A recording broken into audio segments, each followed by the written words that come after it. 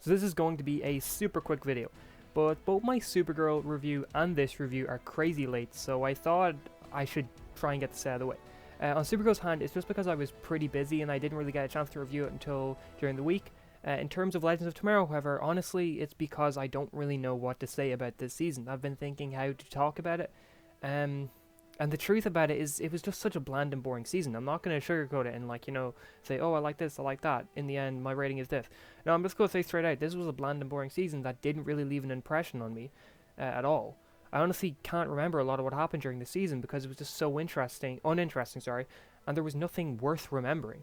The season definitely had a few small highlights, John Constantine definitely being one.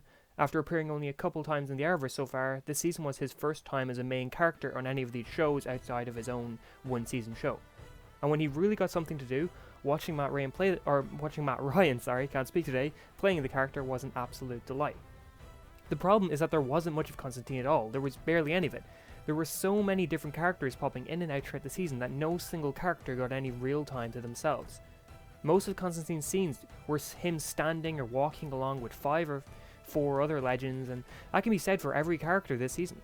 They were all just shoehorned into a scene with everyone else, and no one really got any focus on them. But when we got to see Constantine really do his Constantine thing, that was when the show, in my opinion, succeeded this season, but there was so little of that. The season also was the wackiest and zaniest the show has ever been, in my opinion. Season 2 was the perfect Legends season. It was serious and meaningful, but still had that fun and craziness to break things up once in a while. The show wasn't being stupid just for the sake of being stupid. When crazy things would happen, it was because it made sense in terms of the plot. I thought Season 3 took it a step too far. Not bad, but it was just a little too dumb and a little too wacky for my taste. But the show still had that seriousness and character development when it was needed. Season 4 threw that all out the window. I think the writers believe that the viewers only like the show when it is being as stupid and random as it can be. I'm sure writing this show was really fun. I'm sure they have the best time coming up with the craziest and stupidest things they can. But it doesn't work on screen. It makes for a boring season. And that's what they did this season at the cost of character development, at the cost of meaningful stories, and at the cost of what made me like this show in the first place. I feel like this show lost itself this season. I think The Flash was truly bad this year. But all I can say about Legends is that it was disappointing. I don't think it was ever... Yeah, there were points it was bad, but I don't think the whole season as a whole was bad. It was just very disappointing. This season, the show also tried to split the story between 2 central locations, the Time Bureau and the Wave Rider. This involved introducing a ton of new characters with the Time Bureau arc. Some good, like Nate's dad, which storyline was genuinely fun. And some bad, like Mona. Mona was a huge problem with this season. She was just written terribly and seemed to be there most of the time just to add to the craziness, just to add more random elements to the season. She didn't blend with the overall magic and hellish theme that we were going for, and thus made the tone feel all over the place. There was one scene this season that I think best describes the state the show has fallen into. Vandal Savage is not anyone's favourite character, and I don't think many people even liked him as a villain. I was pretty indifferent towards him. I didn't hate him, I didn't love him. But he was a serious character. He was threatening, and he was a villain that was very personal to Rip Hunter. He kept killing Rip Hunter's family no matter what Rip did. And Rip would do anything to beat him. It was, despite your thoughts on Season 1, the Rip versus Vandal Savage just story was so tense, it was so serious, it was so good. Vandal hasn't made an appearance since Season 1. But this season, he appeared in the season final, and he was in hell as Ray's roommate. Or bunkmate, or whatever the hell they called him. I can't remember what they called him.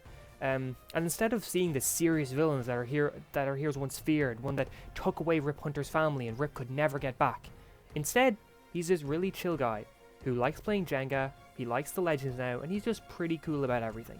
And I get it. The show's making fun of itself. It knows that people thought Season 1 was too serious, and yes, Season 1 was a bit too serious. They understand nobody really liked Vandal, so they decide, hey, what's the best way we can handle this?